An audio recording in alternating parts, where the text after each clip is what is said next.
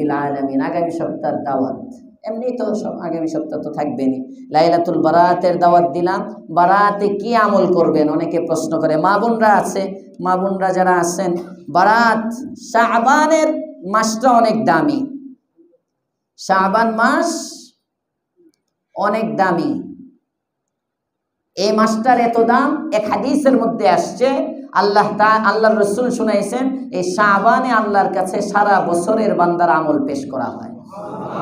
সারা বছর আপনার যে আমলগুলো, বাৎসরিক একটা বাজেট যেমন জুনে দেয়, এরকম আল্লাহ পাক রব্বুল আলামিন বাৎসরিক সারা বছরের একটা বাজেট, এই আগের বাজেটটা দেখেন আর নতুন করে শাবানে বাজেট দান করেন, যেরকম সুবহানাল্লাহ। এজন্য এটা অনেক দামি মাস। এই মাসে আল্লাহর রাসূল নফল রোজা রাখতেন, বেশি বেশি নফল রোজা রাখা। হ্যাঁ, অনেক দিন, ওই যে গত বছর অনেকে রোজা রাখছিলেন, আরেক রোজা কিন্তু আসতেছে, এর মধ্যে আর নফল রোজার অনেকের তৌফিক হয় নাই। হঠাৎ করে রমজানে স্টার্ট দিলে পরে জোহরের পরে খাইয়া ফেলবেন। হ্যাঁ, আর পারতেছি না যেন বলতে না হয়, এজন্য দুই একটা নফল রোজা রাখেন, ঠিক আছে ইনশাআল্লাহ। রোজার সাথে একটা মোহাব্বত হবে। আল্লাহর রাসূল এই মাসে অনেক বেশি রোজা রাখতেন। আম্মা জানা আয়েশা বলেন, রাসূল করিম সাল্লাল্লাহু আলাইহি ওয়াসাল্লামকে রমজানুল মুবারকের পরে শাবান মাসের চেয়ে অন্য কোন মাসে এত বেশি রোজা রাখতে আমরা আর দেখি নাই। সুবহানাল্লাহ, নামাজ কমে গেছে। এজন্য সবাই রোজা রাখবো তো ইনশাআল্লাহ, নফল কিছু রোজা রাখবো। এটা শাবানের বড় আমল, আল্লাহ তাআলার কাছে কাটবো বিশেষভাবে। লাইলাতুন নিসফি মিন শাবান, এটা উদযাপনের বিষয় না। অনেকে বলবো হুজুর বলছে এটা আমাদের ঈদ, উৎসবের দিন। ঠিক আছে, হালুয়া বানাবো, রুটি বানাবো, হ্যাঁ, নিজেরাও খাবো, আর একজনের বাসায়ও দিব, খিচুড়ি পাকাবো, হারাম হবে, কবিরা গুনাহ হবে। এটা উৎসব পালন করতে হবে ইবাদতের মাধ্যমে, সিজদার মাধ্যমে, গুনাহ মাফ নেওয়ার মাধ্যমে। মনে থাকবে ইনশাআল্লাহ। যেমন 5ই আগস্টের উৎসবটা ছিল সরকার পতনের মাধ্যমে, এটাও একটা উৎসব, সব মানুষ রাস্তায় নেমে গেছে। তো শাবানের উৎসব হবে আল্লাহর থেকে গুনাহ মাফ নেওয়ার মাধ্যমে। মনে থাকবে ইনশাআল্লাহ। এটা হলো পদ্ধতি। হ্যাঁ, খিচুড়ি বিলানি না, মিষ্টি বিলানি না, এরপরে ওই যে হালুয়া বানানো, রুটি বানানো, এগুলো অনেক করছে ওলামায়ে কেরাম। বলতে বলতে আমরা যখন নুরানি হিফজও পড়তাম, হিফজখানায় যখন আমরা পড়তাম, তখন তো ওরে বাবা রে বাবা, এত বড় বড় রুটি, হ্যাঁ, ধানমন্ডি এত বড় বড় রুটি, মিষ্টি, এগুলো মাদ্রাসায় অনেকে পাঠাইতো। হ্যাঁ, অনেকে মাদ্রাসায় পাঠাইতো, করতো, এই ছাত্রদের জন্য পাঠাইতো। আলহামদুলিল্লাহ, আমি খাই নাই, জীবনেও খাইনি। আমি তো না খাওয়ার মানুষ, না খাইলে একটা লাভ আছে। খাওয়ার প্রতি আমার কোনো চাহিদাই নেই, শুধু মক্কা মদিনায় গেলে একটু রুচি বাড়ে। হ্যাঁ, ওখানে গেলে একটু রুচি বাড়ে, এছাড়া বাংলাদেশে তো খাওয়ার রুচি টুচি নাই। বাহার হাল, এজন্য উৎসব করব কিভাবে? ইবাদতের মাধ্যমে। মহিলা যারা, ওনারা ঘরের মধ্যে ইবাদত করবেন, নফল নামাজ পড়বেন, কাজা নামাজ থাকলে কাজা নামাজ পড়বেন। সর্বোপরি আমরা যারা পুরুষরা আছি, যাদের আব্বা আম্মা আছে, আব্বা আম্মার কাছ থেকে মাফ নিয়ে মসজিদে ঢুকবেন। পারবেন ইনশাআল্লাহ? হ্যাঁ, পারবেন তো? যাদের আব্বা আম্মা আছে একেবারে পায়ে ধরে যাবেন, পায়ে ধরে। আবার পিস্তল ঠেকায়েন না, মাফ করছো না গুলি করবো। হ্যাঁ, এত মাফ চাওয়া লাগে? হ্যাঁ, একবার বলে বুঝো না, কখন আগে মাফ করে দিছি, এইভাবে না। আবার ভালো করে কান্নাকাটি করে বাপ মার কাছ থেকে মাফ নিয়ে তারপরে ঢুকবেন। কারণ সবে বরাতে যদি আব্বা আম্মা কোনো সন্তানের প্রতি নারাজ থাকে, এই কপাল পোড়ার প্রতি আল্লাহ নারাজ থাকে, এরে আল্লাহ মাফ করে না। হ্যাঁ, এই জন্য লাইলাতুন নিসফি মিন শাবান আসার আগে আসলে আমার আব্বা আম্মা আমার প্রতি অনেক খুশি, আলহামদুলিল্লাহ। হ্যাঁ, অনেক খুশি। যারা আমার আড়ালে আব্বুর কাছে বসে তারা জানে আমার বাপ যে আমার উপর কত খুশি।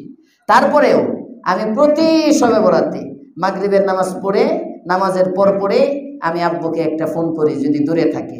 আর বাসায় তো আম্মুর পুরা দরজাটা লাগাইয়া আম্মুর পায়ে ধরে 10 মিনিট কান্দে, আমিও কান্দি, আম্মুও কান্দে। এটা প্রতি শবে বরাতের আমল আমার, প্রতি শবে বরাতে। হ্যাঁ, বাসার থেকে যখন বের হই মাগরিবের নামাজের পরে মসজিদের উদ্দেশ্যে আসার সময় মাগরিবটা পড়ে গিয়ে আম্মুর পায়ে ধরি, আম্মু কান্দে, জানে যে আজকে আইবো পাগলা। হ্যাঁ, আর বোনেরা, ছোট বোনেরা ওই দিক দিয়ে হাসে, কয়ে ভাইয়া যায় না মাফ চাইতে, ভাইয়া যায় না, মানে একটা আরেকটারে খুঁচাইতো।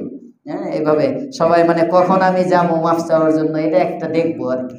হ্যাঁ, আমি যাই, কতক্ষণ কান্দি, এরপরে আব্বুর কাছে ফোনে, আব্বু তো মসজিদে চলে আসেন আগেই, উনি টঙ্গিতে ফোনে আব্বু আব্বু আমার ফোনে একদিন তো যখন ফার্স্ট এই সুন্নতের উপর আমল চালু করছি, ফার্স্ট যখন আমি আব্বুর কাছে ফোন দিয়ে মাফ চাই, আব্বু কই কি হয়েছে? আমি বলছি না মাফ করে দাও। কি হয়েছে? উনি পেরেছান, না জানি কি হইলো। আমি বললাম না কিছু হয় নাই। বাসায় কিছু হয়েছে নাকি? আমি না হয় নাই তো কিছু, সবে বরাত তো, তুমি মাফ না করলে আল্লাহ মাফ করবো। ও আরে পাগলা, এটা এমনি মাফ চাওয়া লাগে? তুমি কি করছো? তো মাফ চাইবেন, আব্বা আম্মার কাছ থেকে মাফ নেবেন। শিরিক আমরা তো করি না আলহামদুলিল্লাহ। হ্যাঁ, আল্লাহ আমাদেরকে শিরিক থেকে। হিংসা বিদ্বেষ যদি কারোর প্রতি থেকে থাকে, কারোর প্রতি যদি থাকে, ভাই হিংসা করার কিছু নাই। আল্লাহ হিংসা মানুষ করে, উপরের সাথে নিচের ওয়ালাদের হিংসা হয়, উপরের সাথে নিচের ওয়ালাদের হিংসা হয়।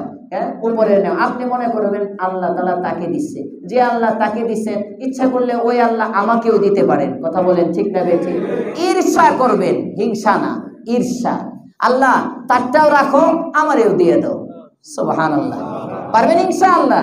এভাবে দিলটাকে সাফ করে আগামী সপ্তাহ আমরা মসজিদে ঢুকবো ইনশাআল্লাহ, যেন আমরা একসাথে কান্নাকাটি করে জীবনের গুনাহগুলো মাফ নিতে পারি। ঠিক আছে ইনশাআল্লাহ? প্রশ্ন, মাননীয় মুফতি সাহেব, আমাদের সমাজে প্রচলিত আছে যে হাফেজা মেয়েকে গায়রে হাফেজ ছেলে বিবাহ করতে পারবে না, কারণ কোরআনের উপর কোনো কিছু রাখা জায়েজ নাই। ওরে বাবা রে বাবা, কত বড় পণ্ডিত রে! এইগুলো হলো আল কালামুল ফালতাউই, ফালতু কথাবার্তা, এগুলো কোনো ভিত্তি নাই। মুহতারাম মুফতি সাহেব, কোন মৃত ব্যক্তি যদি এতটা অসচ্ছল হয় যে ইন্তেকালের পর কাফন দাফনের ব্যবস্থা করার মতো তার নিজস্ব কোনো টাকা পয়সা অথবা সহায় সম্পত্তি না থাকে, তাহলে কোনো ব্যক্তি কি তার কাফন সম্পন্ন করার জন্য যাকাতের টাকা দিতে পারবে? না, যাকাতের টাকা মালিকানা, মালিক বানাইতে হয়। মালিক যাকে দিতে হয় জীবিত, মরার পরে তো সে আর মালিক হইতে পারে না। এই জন্য জাকাত, কাপড়ের কাপড় আর কয় টাকা, এটা জাকাত থেকে না, সাধারণ ফান্ডের থেকে দিবেন।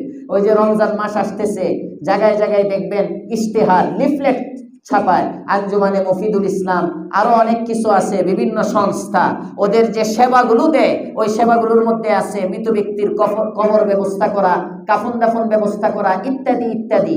হ্যাঁ, বেওয়ারিশ লাশের কাফন দাফন বাবদ এই জাকাতের টাকা নেই, সম্পূর্ণ হারাম, জাকাত আদায় হবে না। জাকাত জীবিত গরিবদেরকে দিতে হয়, মনে থাকবে ইনশাআল্লাহ, জীবিত গরিবদেরকে দিতে হয়। জাকাতের মাসলা ইনশাআল্লাহ রমজানে বলা হবে, জাকাতের মাসলা পর্যায়ক্রমে। আচ্ছা, 2 নম্বর প্রশ্ন, জাকাতের টাকা দ্বারা উক্ত ব্যক্তির ঋণ পরিশোধ করা যাবে? জাকাতের টাকা দ্বারা উক্ত ব্যক্তির ঋণ পরিশোধ করা যাবে? তার ওই ব্যক্তির ঋণ পরিশোধ করা যাবে কিনা? ওই ব্যক্তি তো ঋণের মালিক না, তার পাওনা যদি আরেক ব্যক্তি আদায় করে, এক্ষেত্রে এই মাসলা তো এই মুহূর্তে যেখানে আসতেছে না, আমার আগামী সপ্তাহ বলবো না। হ্যাঁ, এটা আগামী সপ্তাহ আবার প্রশ্নটা দিও, দেখে বলবো না। একদিন দেখছিলাম অনেকদিন আগে এই মাসলাটা নজরে আসছিল, মালিকানা হেদায়ের মধ্যেও আসছে এই মাসলা, দেখে আগামী সপ্তাহ কনফার্ম হয়ে বলবো। টুপি দাড়ি দেখলেই আমরা হুজুর বলি, আসলে হুজুর কাকে বলা যাবে? হুজুরের সংজ্ঞা কি? শেরপুরের সয়রকার্দি গ্রামে কারো বাড়িতে বক্স বাজালে সে বাড়ির কেউ মারা গেলে কেউ লাশ দেখতে যায় না, তাই এলাকার মানুষ এখন বক্সে গান বাজায় না। ভেরি একটা ফাইন নাকি, খুব সুন্দর, নাইস। হ্যাঁ হ্যাঁ, এই সমস্ত এইরকম একটা সিস্টেম আমাদের গোয়াল থেকে দরকার। হ্যাঁ, এইরকম একটা সিস্টেম গোয়াল থেকে দরকার, যেটা ওপেন গান টান বাজাইবো, এটা মরলে এটার জানাজা আমরা পড়বো না। হ্যাঁ, এদের জানাজা তো পড়তে হবে, এদের জানাজা হয়তো তার গ্রামের বাড়িতে হইব, আর যদি এলাকায় হয়তো তো কয়েকজন মুসল্লি নাম কাওয়াস্তে পড়ে দিবে। হ্যাঁ, ওইরকম গান যারা বাজায় তারাই, কোনো নামাজি মুসল্লি, দিনদার মুসল্লি যারা জানাজায় অংশগ্রহণ করবে না, এইভাবে এদেরকে বয়কট করা দরকার। বয়কট করলেই দেখবেন ঠিক হয়ে যাবো। বয়কটের উপরে কোনো ওষুধ নাই। হ্যাঁ, বয়কটের উপরে কোনো ওষুধ নাই। দেখছেন না, বয়কট এমন এক মেডিসিন, সরকার পর্যন্ত পালাইয়া যেতে বাধ্য হয়েছে। প্রবাসীরা সবাই রেমিটেন্স কইছে না, এটা নেই, হ্যাঁ, পাঠানো বন্ধ করে দিচ্ছে, বা সরকার একেবারে রিজার্ভ নিচে নামছে, সরকার পালাইতে বাধ্য হয়েছে। তো গান বাদ্য বাজনা বন্ধ করার জন্য যদি গোয়ালটেকের মানুষ হিম্মত করে এরকম একটা উদ্যোগ নিতে পারেন, গানওয়ালাদের সাথে আমাদের কোনো সম্পর্ক নাই, দেখবেন এলাকা পাক হয়ে গেছে ইনশাআল্লাহ। আল্লাহ তৌফিক দেখ, বলেন আমিন। হুজুরের সংজ্ঞা, কাসদুস সাবিল একটা কিতাব আছে, কাসদুস সাবিল। কি সাবিল?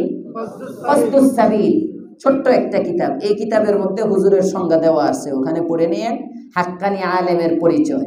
আর হলো ফাজাইলে সদাকাতে, ফাজাইলে সদাকাত না রে, মোস্তফা কই? সাজ্জাদ মোস্তফা এদেরকে দেখতেছি না তো, এরা কই গেছে? খেলাফত পেয়ে গেছে নাকি? ওরা উপরে, আচ্ছা উপরে ফাজাইলে সদাকাত মনে হয়, আরেকদিন বয়ানে বলছিলাম, মনে নাই এখন। ফাজাইলে সদাকাতের দ্বিতীয় খণ্ডে সম্ভবত, যতদূর মনে পড়তেছে, ফাজাইলে আমলের সাথেই অংশটা আছে। ওটার দ্বিতীয় পরিচ্ছেদে ওখানে দেওয়া আছে 10টা গুণ হাক্কানি আলেমের, 10টা গুণ। পৃষ্ঠা নম্বর সহ একবার জানাইছিলাম, এখন তো এটা মনে নেই, মনে থাকে না। শবে বরাতের রোজা কয়টি? লাইলাতুন নিসফি মিন শাবানের রোজা একটি। কয়টি? একটি। বাকি একটা জিনিস শুনেন, লাইলাতুন নিসফি মিন শাবান হলো 14 তারিখ দিবাগত রাত। কয় তারিখ? 14 তারিখ দিবাগত রাত। তার মানে পরের দিন যদি আপনি রোজাটা রাখেন তাহলে হবে এটা আরবি 15 তারিখের রোজা। এই আরবি 15 তারিখের রোজা। রাসূল করিম সাল্লাল্লাহু আলাইহি ওয়াসাল্লামের 4টা আমল ছিল, সারা জীবনে কখনো রাসূল ছাড়েন নাই। তোর মধ্যে থেকে একটা আমল হলো প্রতি আরবি মাসের 13, 14, 15 আইয়ামে বীজের 3টা রোজা রাখতেন। সবাই কয় না সুবহানাল্লাহ। কষ্ট বেশি দিয়ে দিতিস, বেশি হইলে আগামী সপ্তাহ কমাইয়া দিব, মনে সমস্যা নাই, মাইনাস। এদিক দিয়ে বেশি হইলে ওইদিকে পোষায় না। গত সপ্তাহটার কাজা করতেছি, গত সপ্তাহ বন্ধ ছিল না। শোনেন, সুতরাং আমরা কয়টা রোজা রাখবো? 3টা। 13, 14, 15, ঠিক আছে ইনশাআল্লাহ। 13, 14, 15 3টা রোজাই রাখবো ইনশাআল্লাহ। আইয়ামে বুঝের রোজা কি আর কবে থেকে শুরু? উত্তর হয়ে গেছে। হুজুর, চলমান বিপিএল খেলা টিভিতে কিংবা সশরীরে দেখা কি জায়েজ হবে? বিপিএল মানে কি রে? Bangladesh premium league. আচ্ছা আচ্ছা, Bangladesh premier league, premium league. আচ্ছা, এর সংক্ষেপে কোড নম্বরটা জানলাম। হুজুর, এইটার খেলা টিভিতে কিংবা সশরীরে দেখা কি জায়েজ হবে? 10 বছর ধরে তাফসির চলে, এরপরেও যদি আপনাদের এই প্রশ্ন হয় এখনো, আমি ব্যর্থ। নতুন মুসল্লি দিতেও পারে, হ্যাঁ যাক, চালাক আছে মুসল্লিরা সব। হ্যাঁ, জায়েজ নাই, সশরীরে দেখাও জায়েজ নাই। এগুলো জুয়ার মিশ্রণ আছে, জুয়া। এটাকে ওই ইয়াও করা যাবে না, প্রমোট বলে না এটাকে, হ্যাঁ, এগুলোকে প্রমোট করাও যাবে না। দেখবেন তো না, সহযোগিতা যে কোনো ভাবে এরা উৎসাহ পায়, এদেরকে উৎসাহ দেওয়া এগুলো নিষেধ, এগুলো বন্ধ করতে হবে। আমরা যদি দেখা বন্ধ করে দিই তাহলে দেখবেন আস্তে আস্তে ওদের খেলাও বন্ধ হবে। আমরা দেখি, এজন্যই দেখি। আমেরিকার মধ্যে কিন্তু এত খেলা নাই, এত যে খোঁজ খবর নেন। আপনাদের কোনো আত্মীয় স্বজন যদি আমেরিকায় থাকে, লন্ডনে থাকে, কানাডায় থাকে, ওই যে হাজী আব্দুল লতিফ সাহেবের ছেলে কানাডায় থাকে, ওর সাথে তো আমার সপ্তাহে না হইলেও 4-5 বার কথা হয়, প্রায় একদিন পর পরেই, প্রায় বেশি দেরি হইলে একদিন পর পর, নাইলে প্রতিদিনই একবার না একবার আমাকে ফোন দিবে, ফোন দিয়ে তার আমলের খোঁজ খবর জানাবে। তো জিজ্ঞেস করি, আপনাদের ভাইয়া এখানে এগুলোর কোনো সুযোগই নাই, এখানে সবাই যার যার কাজে ব্যস্ত, আর বাঙালির তো কোনো কাম নাই। বেকার কোম্পানির ম্যানেজার আমরা, যত টুর্নামেন্ট হাবিজাবি সব কিছু লাগাই দিছে আমাদেরকে, আমরা প্রতিবন্ধী বানানোর জন্য, আর ওরা কাজের মধ্যে সময় দিতেছে। দেখবেন নারী অধিকারের নামে আমাদের দেশে সন্তান সম্ভবা নারী যারা কাজ করে, নারীর কাজ করা জায়েজ না জায়েজ নাই, কি শর্তে জায়েজ, এটা আলাদা সাবজেক্ট। কিন্তু আমাদের দেশে যারা চাকরিজীবী নারীরা আছে, 2 মাস 3 মাস আগের থেকে চাকরির থেকে উনি অবসর নিয়ে ঘরে চলে যান। জিজ্ঞেস করলে কি সন্তান সম্ভবা উনি? সন্তান সম্ভবা, একটু রেস্ট দরকার 3 মাস আগে। এই সময় নড়াচড়া করলে, চলাফেরা করলে। আর ওই যে এই যে বিল্ডিংয়ে মাহবুব ভাই, মাসুদ ভাইয়ের ভাই, এই যে মসজিদের সাথেই বাসা, মাহবুব ভাই থাকে তো লন্ডনে, মনে হয় লন্ডনে থাকে। ওখানে সে শোনাইল, হুজুর আমাদের দেশে বাচ্চা হওয়ার আগের দিনও চাকরি করে, এরা চলাফেরা করে। কারণ ডাক্তারি থিওরি হলো যত এই সময় চলাফেরা করবে প্রসবে, প্রথম 3 মাস এটা নাকি একটু রিস্ক পিরিয়ড থাকে, এরপরে শেষের দিকে যত চলাফেরা বেশি করবে তত নর্মাল ডেলিভারির সম্ভাবনা, আর যত ঘুমাইবো খাইবো শরীরে আরামে রাখবো তত সিজারের সম্ভাবনা। ওদের দেশে সিজার কম, আমরা বাংলাদেশে সিজারের লেগে পাগল। সিজার। হ্যাঁ, কারণ হলো এই যে থিওরি দিয়ে দিচ্ছে মুসলমানের বাচ্চা, মানে থিওরি কি 3 মাস আগের থেকে রিস্টা করো, আস্তে নামো, আস্তে উঠো। হ্যাঁ, আরে বাবারে বাবা, হ্যাঁ, স্বামী সেবা করো, এরপরে ভাই বোন সেবা করো, এত খাদেম খুদ্দাম লাগায়া বাবার বাড়ি যায় রেস্টে থাকো। 3 মাস আগে তো আমাদের দেশের প্রথা হলো শ্বশুর বাড়ি পাঠিয়ে দিব, হ্যাঁ, বাপের বাড়ি। কারণ নিজের বাড়িতে রাখলে সেবা একটু কম হয়, নিজের বাড়ি রাখলে সেবা একটু কম হয়। এগুলো হলো আমাদের দেশের কালচার, এটিও পাশ্চাত্য চক্রান্ত, এগুলো ওদের চক্রান্ত। কারণ যত সিজার হইব তত মুসলমানের সন্তান কমবে, সিজার হইলে মুসলমানের সন্তান কমবে। এটার একটা চক্রান্ত ইহুদ নাসারাদের, যেন মুসলমান আদম শুমারিতেও কম থাকে। আল্লাহ এই চক্রান্তগুলো বুঝার তৌফিক দেখ, বলেন আমিন। তো জায়েজ নাই খেলা দেখা। হযরত সামনে বারাতের রজনীতে নাকি